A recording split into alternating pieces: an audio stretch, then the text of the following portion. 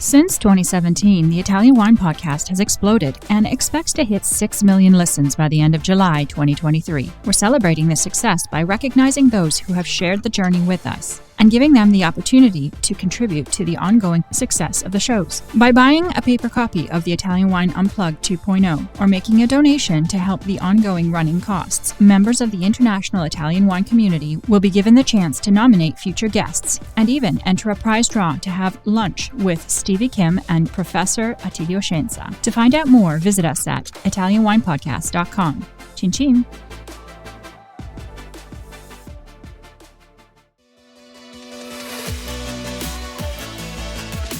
For all the super wine geeks out there, we have a special new series dedicated to you. We are reading excerpts from our new edition of Italian Wine Unplugged 2.0. Wine lovers, tune in for your weekly fix only on Italian Wine Podcast. If you want to own a copy of this new must-read Italian wine textbook, just go to Amazon.com or visit us at mamajumboshrimp.com.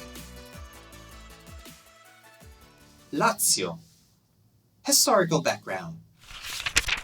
Lazio is a strategically important region, not only because of its geographical position in the center of Italy, but also because it was the crossroads of different cultures and the epicenter of the vast Roman Empire that shaped the rest of Europe and beyond.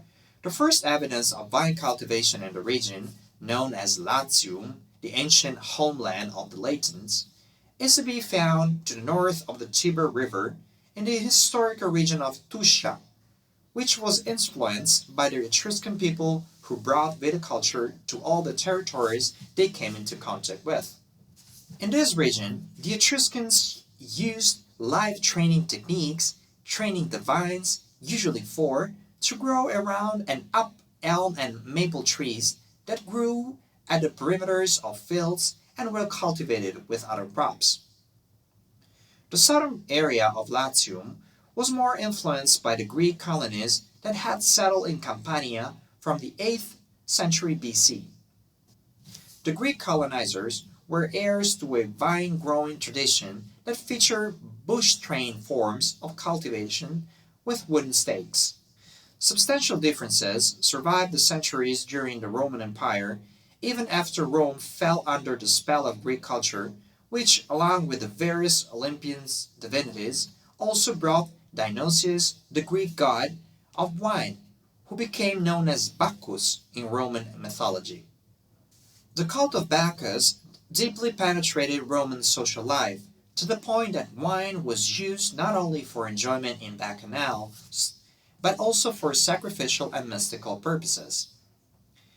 Pierluigi Pisani Barbacciani, in his text La vite e l'uomo, storia, cultura, scienza, states that the Romans, in their relations of political, economic, and cultural encounter and clash with the Etruscans, learned wine-growing techniques from the time to the first kings. Following the conquest of Latium and the end of the Punic Wars, the Romans took their wine-growing practices and techniques with them wherever they went. With the crisis of the 3rd and 4th centuries AD, wine production in Latium and Campania, the Roman Empire's most active regions, first declined, then faced extinction. Several factors were involved in this decline, including the development of latifundia, large agricultural estates, the outsourcing of labor to slaves, a severe monetary crisis, barbarian invasion, political and administrative disorder, and insecurity in the countryside. Conditions were so unfavorable, not only for viticulture, but for agriculture more generally, that many farmers were forced to uproot their vineyards simply to avoid paying taxes and their vines and grapes, compelling Emperor Theodosius to impose the death penalty on anyone who cut down vines or caused a tree to die. In the following centuries, it was only thanks to the dedication of the monks of the Benedictine, Camaldolese, and Cistercian orders that viticulture survived. It is no coincidence that the areas with the greatest cultivation of vines and the greatest consumption of wine corresponded with the geographical areas in which there was the most significant Christian penetration. Between the end of the Middle Ages and the beginning of the Renaissance, a bourgeois viticulture emerged, stimulated by those merchants who, having grown rich through trade, now invested in viticulture and agriculture. An expanding population and the increased purchasing power of the bourgeois class, from whom wine was a symbol of status and wealth, combined to stimulate a steady expansion in overall wine consumption. Towards the end of the Middle Ages, two cultural and economic hubs provided the driving forces for the development of viticulture in central Italy that will later represent the centers of the birth of the Renaissance itself, the papal court, and the Tuscan municipalities, in particular Florence, Siena, and Lucca. In fact, Rome and the papacy extended their political and administrative influence over the central regions of Italy, including Latium, Umbria, Marche, and Romagna, while the Tuscan municipalities represented the benchmark for agriculture and especially viticulture, as demonstrated by the famous fresco cycle Allegoria ed effetti del buono e cattivo governo, the allegory of good and bad government, by Ambrogio Lorenzetti in Siena, as well as in the numerous works published by the Roman Curia.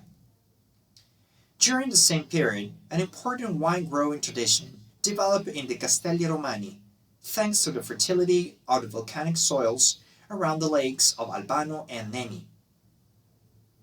Geomorphology. Lazio is a region located in the center of Italy, with the Tyrrhenian Sea to the west.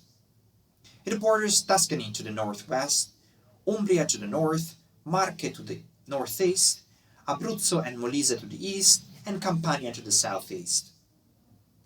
The region is characterized by a remarkable variety of landscapes, being 54% hilly, 20% flat, and the remaining part mountainous. The climate also follows the altimetric variability of the terrain, ranging from 9 to 10 degrees in January to 24-25 degrees in July, with rather little rainfall in the northern coastal area, while it is more abundant in the southern and mountainous areas.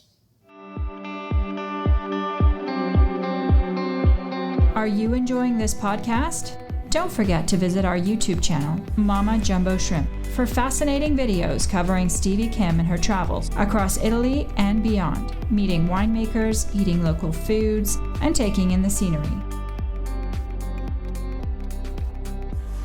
Now, back to the show. In the Apennine zone, located in the inland part of the region and on the border with Abruzzo, the climate is more continental, especially in the mountains. Wine production is centered around the hilly strip that geologically is covered by the deposits that emerge from the numerous volcanic areas present throughout the region. These include Monti Volsini and Lake Bolsena, the volcanic area of Vico Volcano, the Monti Sabatini and Lake Bracciano, the Colli Albani, and finally the Monti Cimini.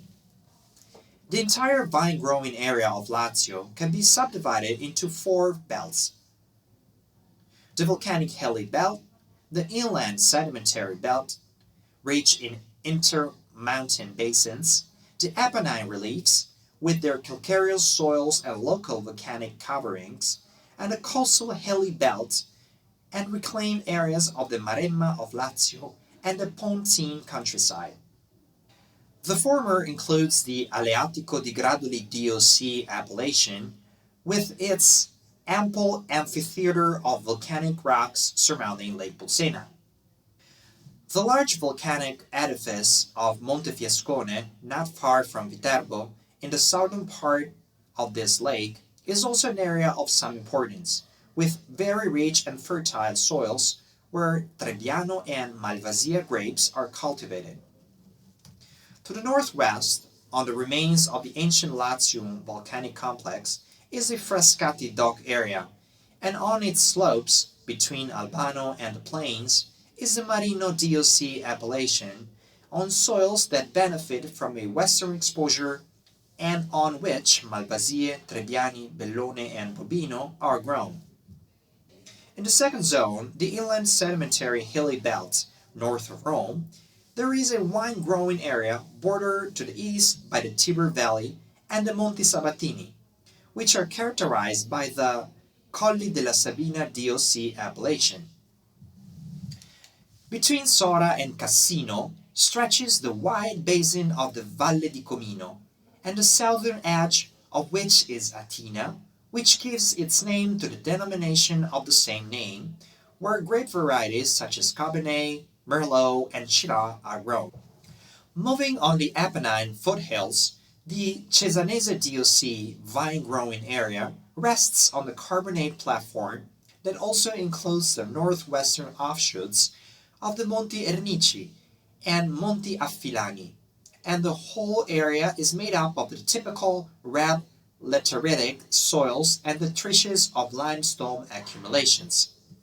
Below 400 meters above sea level, the soils consist of sandstone with volcanic tuffs erupted from the Latium volcano Colli Albani. In this area, with reddish-brown soils, Cesanese Comune and Cesanese d'Affile are cultivated, which are characterized by pergola training.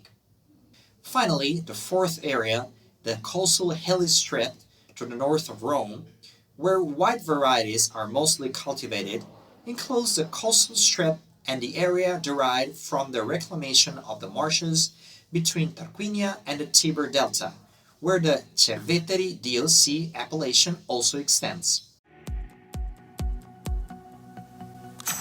Listen to the Italian Wine Podcast wherever you get your podcasts. We're on SoundCloud, Apple Podcasts, Spotify, Himalaya FM, and more. Don't forget to subscribe and rate the show. If you enjoy listening, please consider donating through ItalianWinePodcast.com. Any amount helps cover equipment, production, and publication costs. Until next time, Cin Cin.